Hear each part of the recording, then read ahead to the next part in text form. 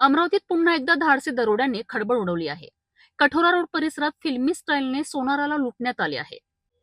4 चाकीने cut मारत खाली पाडून चाकूचा धाक दाखवत लाखो रुपयांचा ऐवज लंपास करण्यात आला आहे. या घटनेमुळे शहरातील सराफा व्यावसायिकांमध्ये भीतीचे वातावरण निर्माण झाले आहे. अमरावती शहरातील कठोरा रोड परिसरात शुक्रवारी रात्री सुमारे 9:15 ही थरारक घटना घडली आहे. गाडगेनगर पोलीस ठाण्याच्या हद्दीत असलेल्या सुमित्रा ज्वेलर्सचे संचालक सुशांत शेरेकर हे दुकान बंद करून बालाजीनगर येथील घरी निघाले होते. दुकानापासून अवघ्या 200 मीटर अंतरावर असताना काळ्या रंगाच्या 4 चाकी वाहनाने त्याच्या दुचाकीला अचानक कट मारला. यामुळे ते रस्त्यावर कोसळलेत. त्याचवेळी वाहनातून उतरलेल्या 3 ते 4 आरोपींनी चाकूचा धाक दाखवत त्यांच्या जवळील बॅग हिसकावून घेतली आहे. या बॅगेत अंदाजे 450 ग्रॅम सोने आणि 1,30,000 रुपये रोख रक्कम असा एकूण 36,37,000 रुपयांचा ऐवज होता, अशी माहिती समोर आली आहे. दरोडेखोरांनी काही क्षणातच घटनास्थळावरून पळ काढला. घटनेची माहिती मिळताच पोलिसांनी तात्काळ घटनास्थळी धाव घेतली. परिसरातील सीसीटीव्ही कॅमेऱ्यांची तपासणी सुरू असून आरोपींचा शोध घेण्यासाठी 12 विशेष पोलीस पथके तयार करण्यात आली आहेत.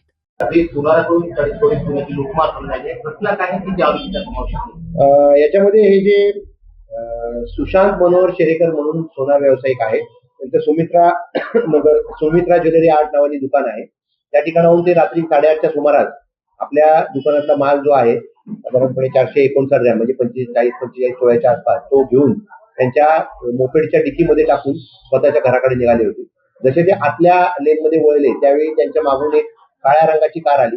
त्यातून 2-3 इसम खाली उतरले. त्यांच्यापैकी एकाने त्यांना ढकललं, पाडलं आडवं आणि आडवं पाडल्यानंतर त्यांना दम देऊन चाकू दाखवून त्यांच्याकडून त्यांच्या गाडीची चावी घेतली, त्यांच्या डिकीतलं सोनं घेतलं आणि तात्काळ त्यांच्या बरोबरच्या कारने ते पुढे फरार झाले. या प्रकरणी गाडगेनगर पोलीस ठाण्यामध्ये गुन्हा दाखल करण्यात आलेला असून BNS 309/4 आणि 35 BNS प्रमाणे गुन्हा दाखल करण्यात आलेला आहे. या प्रकरणामध्ये संपूर्ण आयुक्तालयातील DB पथकं आणि क्राईम ब्रँचचे जी पथक आहेत ती अशी मिळून एकूण 12 पथकं बनवून त्या घटनेचा तपास तात्काळ चालू करण्यात आला. ग्रामीण पोलिसांना सुद्धा याबाबत अवगत करण्यात आलं आणि नाकाबंदी आणि आरोपी शोध याच्याबाबत मोहीम राबवण्यात आली.